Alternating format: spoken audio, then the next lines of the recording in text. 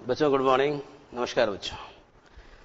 तो देखिए बच्चों, अपन एक्टिव से पैसिव बनाना सीख रहे थे और आपको मैंने बताया कि जो असर्टिव सेंटेंस होते हैं वो दो प्रकार के होते हैं। एक तो अफर्मेटिव होता है और दूसरा निगेटिव होता है। अफर्मेटिव को पॉजिटिव भी कहते हैं। और अफर्मेटिव सेंटेंस और नेगेटिव सेंटेंस दोनों का एक्टिव से पैसिव कैसे बनाया जाता है ये तो बच्चों मैंने आपको समझाया।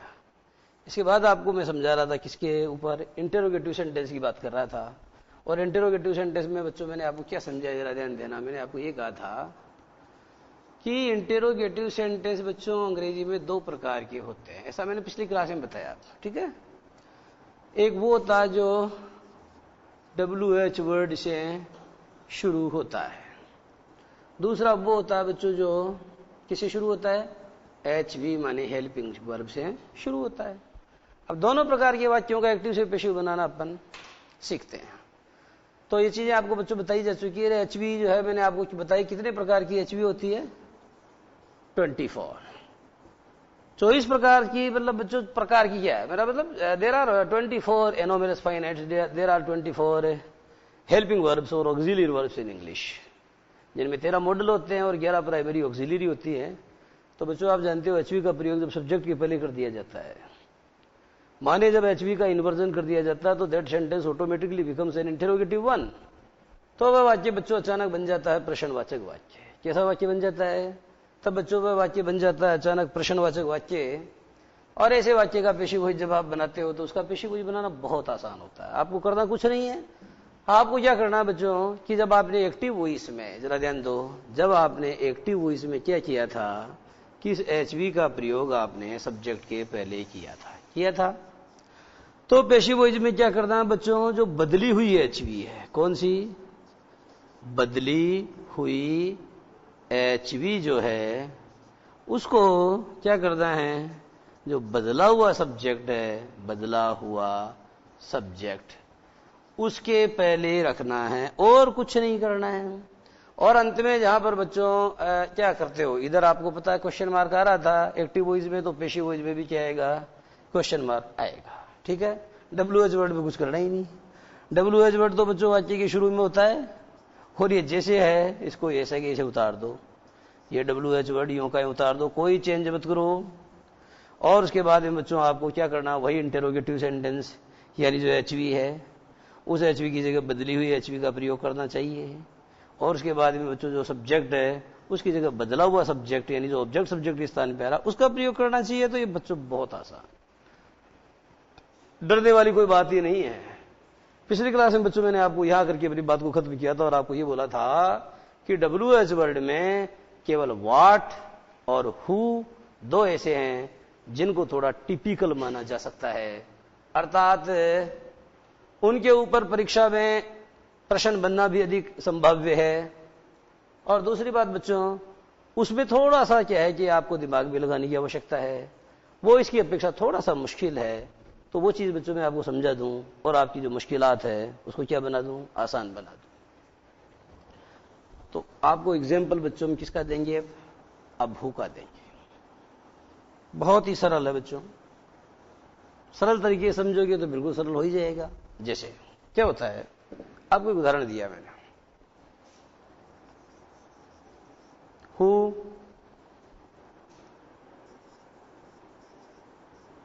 स्टॉल माई पर्स, बताओ हु स्टोल माई पर्स यानी किसने चुराया मेरा बटुआ। अब बच्चों हिंदी में बोल के देखो एक बार, मेरा बटुआ किसने चुराया। तो बच्चों एक बार आप ऐसे भी तो बोलो कि मेरा बटुआ किसके द्वारा चुराया गया। तो आपने क्या किया बच्चों, ये जो किसने चुराया, कौन ने चुराया, जरा ध्यान दो, ये शब्द क्या है, कौन है। आपने जब इसकी आगे विभक्ति लगाई तो क्या बन गया, कौन ने। लेकिन बच्चों कौन ने नहीं होता, आप उसको किस में बदल देते हो, कौन को फिर किस में बदल देते हो, किस में बदल देते हो, किस में। कौन को किस में बदल देते हो, तो बताओ बच्चों कौन को किस में बदल देते हो, किस में बदल देते हो। मेरा मतलब समझ गए मैं जो कहना चाहता हूं। तो यह कौन की जगह किस करना पड़ेगा, कौन की जगह क्या करना पड़ेगा, कौन की जगह बच्चों आपको किस करना पड़ेगा। अब आपका हो जाएगा किसने। अब ये बच्चों इसका मतलब हो गया कि किसने मेरा बटुआ चुराया। अब इस किसने को किसमें बदलना पड़ेगा, किसके द्वारा, किसके द्वारा। बस इतनी सी बात अगर ये समझ में आ गई तो कोई भेद रहा ही नहीं। किसने मतलब रावण को किसने मारा, तो आप ये कहो कि किसके द्वारा रावण को मारा गया। रावण को किसने मारा, रावण को किसके द्वारा मारा गया। ठीक है। अब बच्चों एक बात तो ये है, और दूसरी ये है कि रावण को किसने मारा। किसने देखो सेंटेंस के बीच में आ रहा है, लेकिन अंग्रेजी में क्या होता है बच्चों, जब आप इसका अनुवाद करोगे तो किसने यानी WH वर्ड ये सेंटेंस के शुरू में आएगा, हिंदी में बीच में आएगा, लेकिन उसमें क्या होगा, इंग्लिश में शुरू में आएगा। ठीक है। अब देखो अपन इसका पेशी बना के दिखाते हैं। आप इसमें बच्चों ये छाटो, ऐसे वाक्य में समस्या आपको ये आती है कि आप, पहली बात तो ये है कि आपको इसमें सब्जेक्ट मिलता ही नहीं, क्योंकि आप इस बात को जानते हो कि स्टॉल इस सेंटेंस में क्या है, वर्ब है, वर्ब की सेकेंड फॉर्म तो पास्ट सिंपल हो गया, और ये वर्ब के ठीक बाद आ रहा बच्चों माई पर्स, तो ये ऑब्जेक्ट है। अब बच्चों आप मुझे बताओ, इसमें वर्ब की सेकंड फॉर्म ऑब्जेक्ट मिल गया, इसका मतलब ये तो पक्का है कि वाक्य पास्ट सिंपल टेंस का हुआ। इसका मतलब बच्चों ये तो पक्का है कि वाक्य पास्ट सिंपल टेंस का हुआ। और जब आपको यह समझ में आ गया कि वाक्य पास्ट सिंपल टेंस का है, तो आपको उसका पेशी वॉइस बनाते समय उसके ठीक आगे वाले टेंस माने पास्ट कंटिन्यूअस की HV का प्रयोग करना पड़ेगा। और आप सब जानते हैं कि पास्ट कंटिन्यूअस टेंस की HV, इसके आगे वाला टेंस कौन सा है, पास्ट कंटिन्यूअस है कि नहीं है, पास्ट कंटिन्यूअस, उसकी HV क्या होगी, वाज या वर होगी। ये तो बच्चों आपको समझ में आ ही गया है। यदि आपको ये समझ में आ गया कि वाक्य पास्ट सिंपल का है, तो आपको ये भी समझ में आ गया होगा कि पास्ट सिंपल टेंस का जब एक्टिव से पेशिव बनाते हैं तो उसके ठीक आगे वाले टेंस यानी पास्ट कंटिन्यूअस की HV माने वाज या वर का प्रयोग करना पड़ता है। इतनी बात समझ में आ गई है। लेकिन समस्या सबसे बड़ी यह है कि सब्जेक्ट को ऑब्जेक्ट बना दो। अब प्रश्न यह है कि सब्जेक्ट तो है ही नहीं, क्योंकि सब्जेक्ट होगा कैसे, जो वाक्य बच्चों हु से शुरू होते हैं उनमें सब्जेक्ट हो भी नहीं सकता है। क्यों नहीं हो सकता है, क्योंकि बच्चों हु का जवाब सब्जेक्ट होता है। जब मैं कहता हूं कि जब मैं कहता हूं किसने रावण को मारा, तो जवाब क्या आएगा, राम आएगा, तो राम ही करता हुआ ना। तो जब मैंने आपको कहा कि रावण को किसने मारा, तो बच्चों इसके अंदर जवाब है राम, तो राम तो वाक्य में आ ही नहीं सकता। अगर राम आएगा तो राम तो इसका जवाब ही हटेगा, तब जाकर के राम आएगा। जैसे मैंने कहा कि रावण को किसने मारा, इस थोड़ी बोलो रावण को किसने राम ने मारा। तो मेरा कहने का मतलब यह हुआ कि जिस वाक्य में किसने का प्रयोग होता है या जिस वाक्य में अंग्रेजी में WHO हु का प्रयोग होता है, उस सेंटेंस में सब्जेक्ट कभी हो भी नहीं सकता। और जब सब्जेक्ट हो ही नहीं सकता तो बताओ फिर आप जो है बाई प्लस एजेंट के रूप में क्या लाओगे, सब्जेक्ट को ही तो लाओगे, और सब्जेक्ट आपके पास है ही नहीं, तो आप उलझ जाओगे। ऐसे में अगर बच्चा उलझ भी जाता है तो इसमें बच्चे की गलती भी क्या है, कोई गलती नहीं है, क्योंकि उसको सब्जेक्ट पकड़ में आ ही नहीं रहा है। तो बच्चों यहां पर आपको इस चक्रव्यूह से बाहर निकलने का जो तरीका है वो मैं आपको समझाने वाला हूं। आप क्या करेंगे, इस सेंटेंस को गौर से जरा देखेंगे और अपने मस्तिष्क में बच्चों एक नया मेंटल रिप्रेजेंटेशन माने एक नया बच्चों जो है MR आप अपने दिमाग में बनाएं, एक नई उदाहरण अपने दिमाग में बनाएं। क्या, वो ये कि जब मैंने आपको कहा कि राम ने रावण को मारा, ध्यान दो बच्चों क्या बोला था मैंने, राम ने रावण को मारा। फिर आपने क्या बोला, इसका पेशी किसे बनाया कि राम के द्वारा रावण को मारा गया। अब मैंने बोला किसने रावण को मारा, और फिर मैंने कर दिया किसके द्वारा। तो बच्चों सब्जेक्ट कौन हुआ, राम ने राम के द्वारा, किसने किसके द्वारा, राम ने राम के द्वारा, सीता ने सीता के द्वारा, किसने किसके द्वारा, तो ये किस नहीं करता हुआ। कहना मैं ये चाहता हूं कि ऐसे वाक्यों में हु बच्चों खुद ही सब्जेक्ट की तरह फंक्शन करता है। कहना मैं ये चाहता हूं कि ऐसे वाक्यों में हु खुद ही सब्जेक्ट की तरह फंक्शन करता है। तो क्या करोगे बच्चों, तो आप ये करोगे कि जहां पर आपने क्या किया था, राम ने तो आपने किया था बाई राम, ध्यान दो, राधा ने तो आपने किया था बाई राधा, बोलो किया था कि नहीं किया था। उसी तरीके से बच्चों सैम ने तो आपने किया बाई सैम, मैंने तो आपने किया बाई और आई को बदला मी में। ऐसे ही बच्चों किसने तो किसके द्वारा, किसने किसके द्वारा तो बाई हु, तो जैसे बाई आई को मी में बदला, ऐसे हु को बच्चों किस में बदलना पड़ेगा, ऑब्जेक्टिव फॉर्म में बदलना पड़ेगा, बाई हूं। उत्तर मिल गया है। यानी यदि सेंटेंस राम से शुरू होता है तो आपको बाई राम का प्रयोग करना पड़ेगा। यदि सेंटेंस राधा से शुरू होता है, यानी राधा सेंटेंस का सब्जेक्ट है, तो आपको बाई राधा का प्रयोग करना पड़ेगा। और यदि सेंटेंस का सब्जेक्ट सेम है तो आपको बाई सेम का प्रयोग करना पड़ेगा। लेकिन यदि सब्जेक्ट सेंटेंस का सब्जेक्ट आई है तो आपको बाई मी का प्रयोग करना पड़ेगा। उसी तरीके से यदि सेंटेंस का सब्जेक्ट हु है तो आपको बाई हुम का प्रयोग करना पड़ेगा। इतनी बात समझ में आ गई? अगर इतनी बात समझ में आ गई है बच्चों, तो फिर आप ये भी समझो कि आप लोग क्या करते हो कि बाई हुम का प्रयोग आप कैसे करते हो और बाई प्लस एजेंट का अन्य स्थिति में क्या प्रयोग होता है, जरा एक बार देखना। जैसे मैंने कहा शी, ठीक है, लाइक्स मी, इतना सा सेंटेंस है, और आपसे कहा इसका पेशी वही बनाओ। शी लाइक्स मी का मतलब है मुझे पसंद करती है, तो आप यही तो कहोगे ना कि वह मुझे पसंद करती है, यानी वह के द्वारा। तो वह के द्वारा किसे बदलना पड़ेगा, उसके द्वारा। जब किसने को आपने बदला किसके द्वारा, तो बच्चों वह को बदलना पड़ेगा आपको उसके द्वारा। वह को किसे बदलना पड़ेगा, उसके द्वारा। तो आप क्या करोगे, जरा देखो, उसको आइए लाओगे तो क्या करोगे, आई, ठीक है, इज एम आर लगाओ, आई एम, लाइक की थर्ड फॉर्म लगाओ, लाइक्ड, बाई हर। अब यहां समस्या आएगी बच्चों। अब यहां इसलिए समस्या आएगी, इसी तर्ज के ऊपर चलता हूं मैं। बताओ सबसे पहले इसमें ऑब्जेक्ट क्या है, माई पर्स, ये लगा दिया आपने माई पर्स, ठीक है।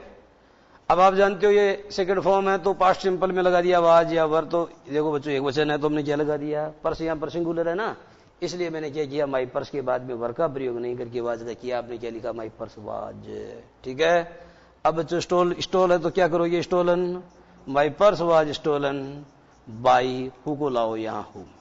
अब बच्चों आपको क्या लगता है कि मैंने उसी तरीके से वाक्य को बनाया, तो बताओ कि ये वाक्य सही है या गलत है। तो बच्चों आप इस बात को जानते हैं कि ऊपर वाला वाक्य बिल्कुल सही है, और दूसरा वाक्य बच्चों सही के आसपास तो है लेकिन पूरी तरह सही नहीं है। नीचे वाला वाक्य सही के आसपास तो है लेकिन पूरी तरह सही नहीं है, क्योंकि बच्चों इसमें एक नियम जो उसका उल्लंघन हो गया है। इसमें एक नियम का उल्लंघन हो गया है, वो क्या कि यहां तक आपने बिल्कुल सही बनाया है, लेकिन बच्चों आप ये भी जानते हैं कि ये जो WH वर्ड है ना, ये WH वर्ड इसका प्रयोग अंग्रेजी में कभी भी सेंटेंस के लास्ट में या उसके बीच में नहीं होता, बल्कि a WH word shall always be used at the beginning of the sentence. एक WH वर्ड का प्रयोग हमेशा सेंटेंस के शुरू में ही किया जाता है। ये बच्चों रूल है। तो ये रूल अंग्रेजी का, तो आपको क्या करना पड़ेगा, हुम को आगे लाना पड़ेगा। तो हुम को अगर बच्चों आप आगे लाते हो तो ये आप आगे ले आए। अब बच्चों हुम को आप, जैसे हु है तो हुम को अगर आप आगे लाओगे तो बच्चों हुम तो आगे आएगा, तो इसके साथ बाई भी आएगा, क्योंकि बाई आएगा तभी तो जाकर के किसी में बदला है, हुम में बदला है, क्योंकि प्रीपोजिशन के बाद आ रहा तभी तो ये इसमें बदला है ऑब्जेक्टिव फॉर्म में। तो आप क्या लिखोगे, बाई हुम, ठीक है। फिर लिखो ये सब्जेक्ट माई पर्स। ध्यान देना बच्चों, कभी गलती नहीं करने वाला फंडा समझा रहा हूं। बाई होम, फिर लिखो ये माई पर्स वाज स्टोलन। अब बच्चों आपको क्या लगता है कि ये वाक्य आपका सही है या गलत है? ये बच्चों आपका जो ऊपर वाला वाक्य था वो सही नहीं था, सही के आसपास था। ये वाला जो वाक्य सेकंड है बच्चों, ये क्या है, ये सही के और ज्यादा पास है, लेकिन 100% सही ये भी नहीं है। क्यों नहीं है? क्योंकि जब आपने वाक्य के शुरू में क्या लगा दिया, हुम लगा दिया, बाई हुम लगा दिया, और अंत में प्रश्नवाचक चिन्ह आ रहा, तो इसका मतलब आपका वाक्य प्रश्नवाचक है। लेकिन ये वाक्य प्रश्नवाचक कहां है बच्चों? This sentence is not an interrogative one. ये सेंटेंस इंटरोगेटिव नहीं है, क्योंकि अगर होता तो इसमें बच्चों बताओ सब्जेक्ट क्या है, ये सब्जेक्ट है। तो बच्चों सब्जेक्ट के पहले ये आता कि नहीं आता? आप जानते हो कि किसी भी वाक्य को प्रश्नवाचक बनाने का पहला नियम क्या है कि HV का प्रयोग सेंटेंस के सब्जेक्ट के पहले होगा। और आपने यहां पर क्या किया है बच्चों, HV का प्रयोग सेंटेंस के सब्जेक्ट के पहले नहीं किया है, इसलिए आपका ये वाक्य क्या नहीं हो सकता है, इसलिए आपका ये वाक्य प्रश्नवाचक नहीं हो सकता। तो कैसे बनाओगे? ऐसे बनाओगे, वाज को यहां लाओ, अब बोल के देखो, by whom was my purse stolen. By whom was my purse stolen, किसके द्वारा मेरा बटुआ चुराया गया, ये वाक्य बिल्कुल शुद्ध है। लेकिन ये वाक्य बिल्कुल शुद्ध है बच्चों, लेकिन इस वाक्य को यूं भी बनाया जा सकता है। जरा ध्यान देना, इस बाई को हटा रहा हूं मैं ऐसे, देखना, हुम ये लगा दिया मैंने वाज, फिर my, whom was my purse stolen, whom was my purse stolen by, इस बाई को लास्ट में लगा दिया। अब बच्चों आपको क्या लगता है, क्या आपका ये वाक्य शुद्ध है? तो बच्चों आप इस बात को जानते हैं कि बाई का प्रयोग यानी प्रीपोजिशन का प्रयोग सेंटेंस के लास्ट में भी तो किया जा सकता है, कई बार करते हैं कि नहीं। जैसे please give me your pen to write with, please give me your pen to write with. तो बच्चों राइट के बाद मैंने विद का प्रयोग किया कि नहीं किया? This is not a safe road to travel by, बोलो बाई का प्रयोग किया कि नहीं किया? This is not a safe road to travel by, अर्थात ये सड़क सेफ नहीं है यात्रा करने की दृष्टि से। उसी तरीके से बच्चों मैं आपको कहता हूं, please take a chair to sit in, he doesn't have a house to live in, उसके पास रहने के लिए मकान नहीं है। तो बताओ मैंने इनका प्रयोग यानी प्रीपोजिशन का प्रयोग वाक्य के अंत में किया कि नहीं किया? तो बच्चों अगर मैंने किया तो यहां करने में कोई हर्ज है क्या? चूंकि कोई हर्ज नहीं है, इसलिए वाक्य कैसा प्रतीत हो रहा है? That's why the sentence seems to be, that's why the sentence seems to be, that's why the sentence seems to be absolutely correct. इसलिए बच्चों ये वाक्य पूरी तरह शुद्ध प्रतीत होता है, लेकिन शुद्ध है नहीं। क्यों नहीं है? इसमें क्या कमी रह गई? इसमें बच्चों कमी ये रह गई कि आपने ये जो हुम है ना, हु, इसको हुम में क्यों बदला था? उस बाई के कारण, क्योंकि बाई जब इसके पास आएगा तो बच्चों विकार आएगा। जब पास आते हैं तो बच्चों परिवर्तन होता है, दूरी दूरी में कोई परिवर्तन नहीं होता है, लेकिन जब दो चीजें आती है पास तो विकार पैदा करती है। ये संसार का नियम है, ये विज्ञान का भी नियम है, ये भाषा का भी नियम। कैसे? जैसे रमा प्लस ईश, अब रमा तो इधर आ गई और ईश इधर आ गया, तो रमा और ईश को जब आप जोड़ोगे तो बच्चों रमा ईश थोड़ी रमेश होगा वो। इसका मतलब क्या हुआ? इसका मतलब चेंज इज कोज्ड, इसका मतलब बच्चों एक परिवर्तन कारित हो रहा है, एक विकार कारित हो रहा है। तो दो चीजें पास आती है तो कुछ नया होता है, तो इधर भी नया होगा। क्या होगा? ये प्रीपोजिशन पास आएगा तो बाई हु को बाई हु में बदलना पड़ेगा, लेकिन जब प्रीपोजिशन ही एक कोस आगे चला गया तो बच्चों फिर इसकी जरूरत क्या है? अब बोलो आपका वाक्य क्या बना? Who was my purse stolen by, यानी बच्चों एक तो ये बिल्कुल शुद्ध है और एक ये बिल्कुल शुद्ध है। तो बच्चों इस तरह से मैं आशा करता हूं कि आपकी मेरी बात समझ में आ गई होगी। अब इस तर्ज के ऊपर आप 100 वाक्य बनाओ, 1000 वाक्य बनाओ, कभी आपके सामने किसी प्रकार की दिक्कत पेश नहीं आएगी। तो इस क्रम में बच्चों अपनी बात जारी रहेगी, परंतु इससे पहले हम लेंगे 2 मिनट का break. Okay.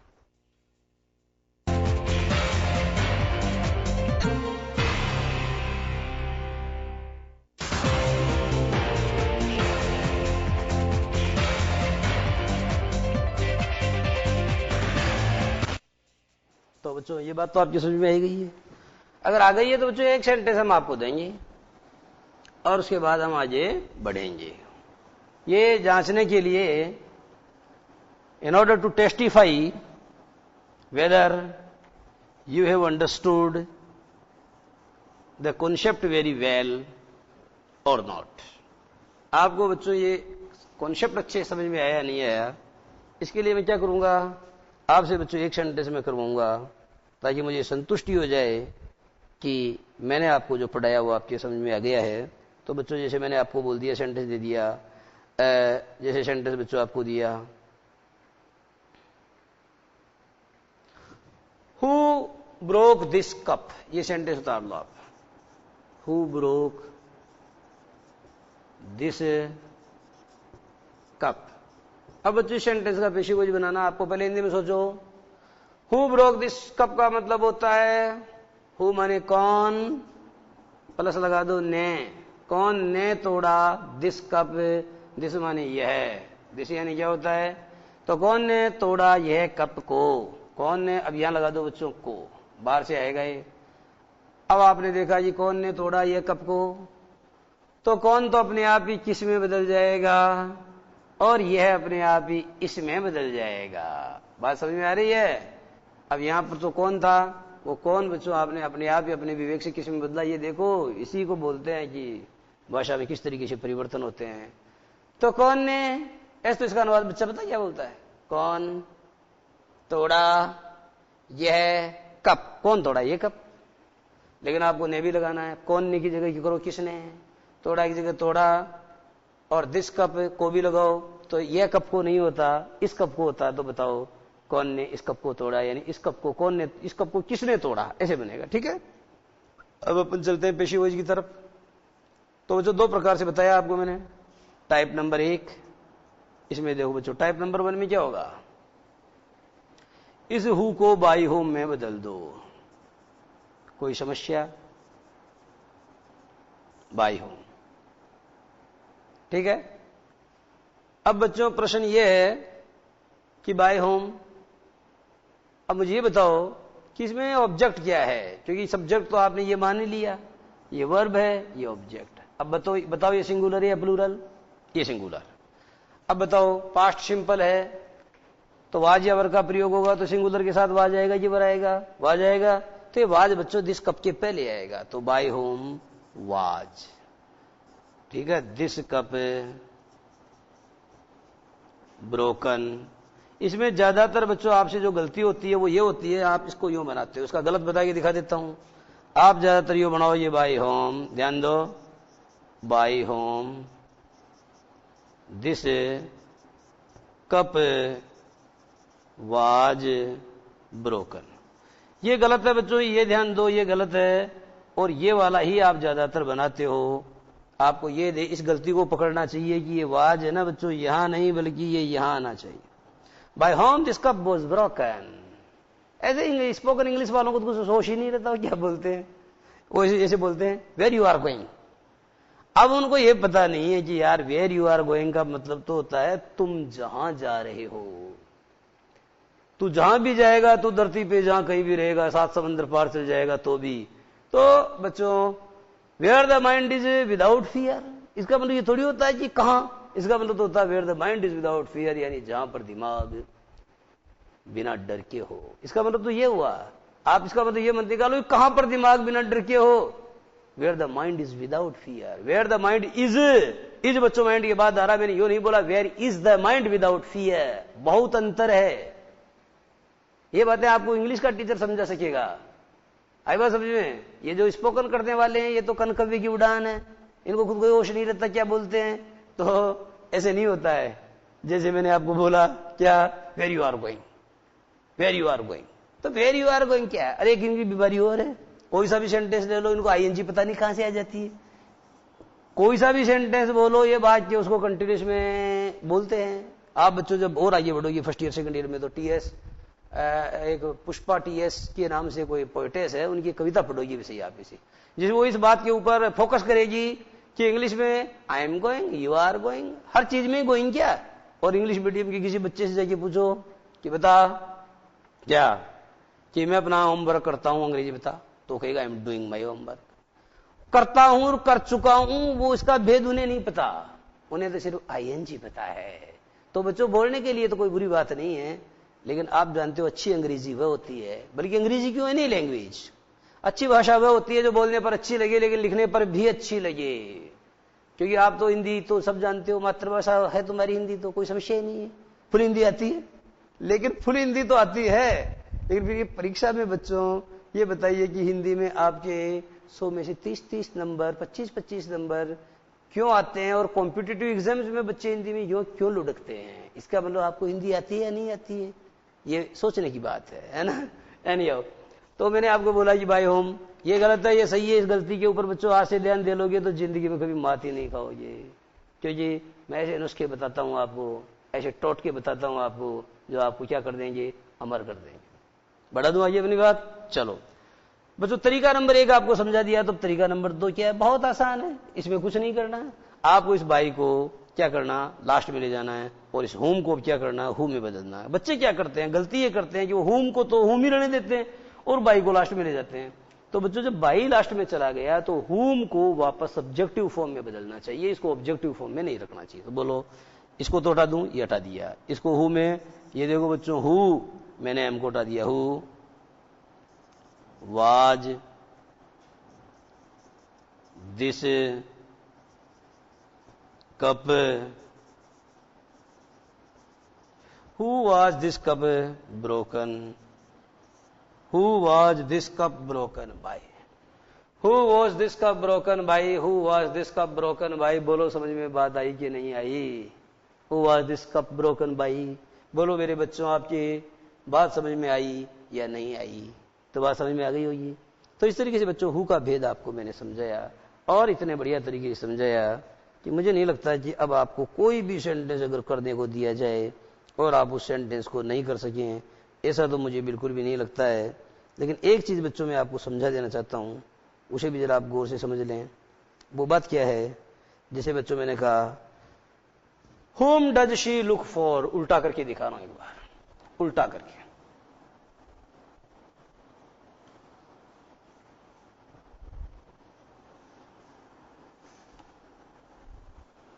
whom does she look for, whom does she look for। अब बच्चों आप ये कहोगे, एक प्रश्न आपके दिमाग में बनेगा, लेकिन मैं जानता हूं आपके दिमाग में सवाल क्या बनेगा, इसलिए मैं पहले ही बता दूंगा, जवाब भी बता दूंगा, तो कंफ्यूजन रहेगा ही नहीं। ठीक है? तो बच्चों पहला सवाल आपके दिमाग में ये बनेगा कि सर जब आप ये कहते हो कि इसके साथ बाय आ ही नहीं रहा है, तो फिर ये हुम में आपने यहां हु का प्रयोग न करके हुम का क्यों किया? क्योंकि आपने देखा था कि साहब ये तो बाई के साथ आया इसलिए ऐसा हुआ है, तो फिर यहां पर आपने वाक्य के शुरू में ही होम का प्रयोग क्यों कर दिया?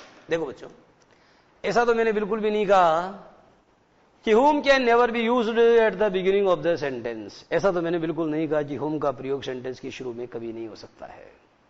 लेकिन मैंने ऐसा जरूर कहा है कि यदि एक्टिव वॉइस का सब्जेक्ट क्या है, हु है, तो पैसिव वॉइस में आपको उसे बाय होम में बदलना चाहिए, अगर साथ साथ है तो। लेकिन यदि आपने बाई का सेंटेंस के लास्ट में ट्रांसफर कर दिया, तो फिर उस सेंटेंस को क्या करना पड़ेगा? ऑब्जेक्ट, उस हु को आप जो है हु को क्या करोगे? ऑब्जेक्टिव फॉर्म में नहीं बल्कि सब्जेक्टिव फॉर्म में ही रखोगे। ऐसा मैंने समझाया आपको। अब यहां पर जो बच्चों ये हुम क्यों आया, इसकी एक वजह है। अब जैसे बच्चों मैंने आपको कहा हुम डज शी लुक फॉर का मतलब क्या हुआ कि वो किसे ढूंढती है, वो किसे ढूंढती है, ये इसका मीनिंग हुआ। अब बच्चों एक बात मैं आपको कह दूं कि बताओ, राधा पूछ रही वन वन, किसी ने मेरा श्याम देखा? क्या किसी ने मेरा श्याम देखा? इसका मतलब यही हुआ ना, क्या किसी ने मेरा श्याम देखा। अब बच्चों मैंने आपको बोला कि वो किसे ढूंढती है, और मैंने कह दिया साहब वो श्याम को ढूंढती है। अब जरा देखना एक बार, शी लुक्स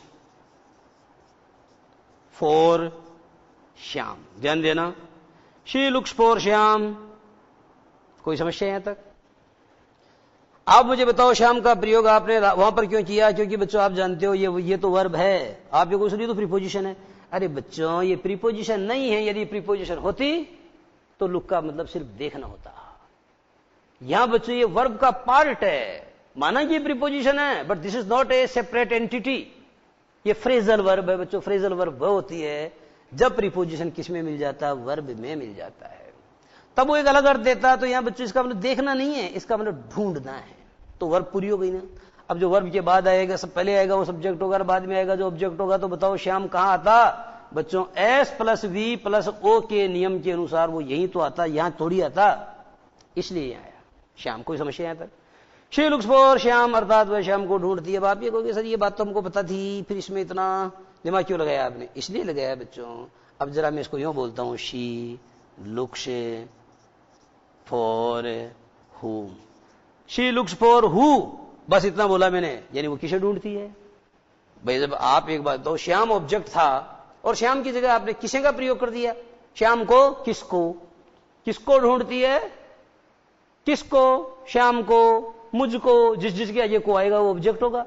अब जब ऑब्जेक्ट होगा कर्ता ने कर्म को, तो कर्म तो यही आएगा ना। अब अपनी एक समस्या और है कि आप जानते हो बच्चों कि किसके बाद आ रहा है? प्रीपोजिशन के बाद। आपको इसलिए तो प्रीपोजिशन नहीं है, चलो ये वर्ब के बाद आ रहा है। तो बच्चों मैंने बताया कि वर्ब के बाद भी जो आएगा वो ऑब्जेक्टिव फॉर्म में आएगा, तो आएगा कि नहीं? अब बच्चों यहां तक समझ में आ गया। लेकिन यह समस्या क्या फंस गई कि हुम का प्रयोग कहां नहीं हो सकता? वाक्य के अंत में नहीं हो सकता, शुरू में होना चाहिए। तो शुरू में होना चाहिए तो आप कैसे प्रयोग करोगे हुम? शी लुक्स फॉर, वो किसें ढूंढती है। अब बताओ बच्चों, ये वाक्य गलत था और ये शुद्ध है कि नहीं? ये शुद्ध लगता जरूर है, लेकिन ये पूरी तरह शुद्ध नहीं है, ये शुद्ध के आसपास। क्यों? क्योंकि एक समस्या और रह गई कि माना कि WH वर्ड का प्रयोग वाक्य की शुरू में नहीं होता, सॉरी वाक्य के अंत में नहीं होता, शुरू में होता है, तो शुरू में कर दिया। लेकिन जब WH वर्ड का प्रयोग वाक्य के शुरू में होगा तो बच्चों क्या होगा? यहां से एक सहायक क्रिया निकल के यहां आएगी कि नहीं आएगी? अब आप जानते हो इसमें ऐसे ही एस जुड़ा हुआ है, तो यहां डू या डज है ना, तो चूंकि बच्चों यहां डू या डज है, शी एक वचन है, तो ये डज यहां आएगा कि नहीं आएगा? इसलिए बच्चों शुद्ध वाक्य आपका बना है home does she look for, अर्थात वह किसें ढूंढती है। Home does she look for अर्थात वह किसें ढूंढती है। Home does she look for अर्थात वह किसें ढूंढती है। अब बच्चों प्रश्न यह है कि उसे किसके द्वारा वह किसें ढूंढती है, यानी उसके द्वारा किसे ढूंढा जाता है, उसके द्वारा किसे ढूंढा जाता है। तो आपको कुछ नहीं करना बच्चों, इस होम को हु में बदलना है। ठीक है, अब आप ये कहोगे सर ऑब्जेक्ट को आपने सब्जेक्ट में बदल दिया। जब ऑब्जेक्ट को सब्जेक्ट में बदल दिया तो अब आप बताओ कि ऑब्जेक्ट को जब आपने सब्जेक्ट में बदल दिया तो यहां पर ये सब्जेक्ट का काम भी कर रहा है और ये WH वर्ड का काम भी कर रहा है। तो WH वर्ड में तो कोई समस्या नहीं है, लेकिन सब्जेक्ट है तो इसको एक वचन माने या बहुवचन, यानी ये डज आ रहा है, आगे वाला टेंस है तो इज, एम, आर में से क्या लगाएं? तो एम को तो काट दो, क्योंकि एम का प्रयोग तो सिर्फ आई के साथ होता है। हु आर, हु इज दोनों सही माने जाते हैं। लेकिन बच्चों जनरली क्या होता है कि generally upon who co singular मानेंगे, इसलिए इसको भी काटो। अब बताओ हु इज, अब क्या आ जाएगा? थर्ड फॉर्म बताओ, who is looked for, who is looked for by, she इधर लाओ, ये हो गया her. Who is looked for by her, who is looked for by her अर्थात उसके द्वारा किसे ढूंढा जाता है। Who is looked for by her अर्थात उसे उसके द्वारा किसे ढूंढा जाता है। तो बच्चों इस क्रम में ये बातें आपको समझाई गई और आज की बात बच्चों यही समाप्त, और आगे वाली बात अगली क्लास में। नमस्कार।